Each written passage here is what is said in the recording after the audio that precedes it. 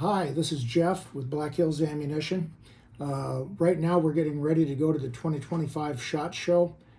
I'd like to show you a few of the products that we'll be displaying there, the new stuff for 2025. What we have on the screen here is a 7.62 round that we specially developed at a government request a while back.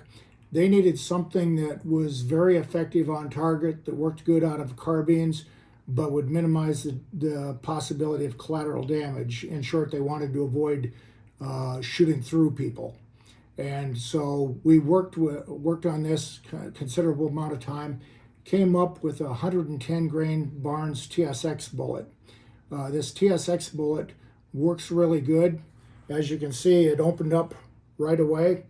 This is a life size. I blew this up so it's the correct size of the block. You can see exactly the kind of damage this bullet was doing. It opened up right away. It creates a damage area, a max temporary cavity of over 6 inches.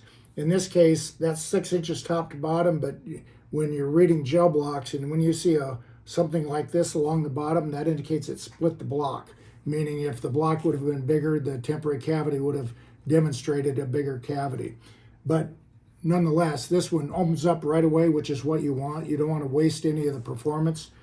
It opens up, creates a 6-inch temporary cavity diameter minimum, stops in less than 20 inches. That's one of the requirements for this round. They wanted something that would stop in less than 20 inches. As I said, this was designed for carbines.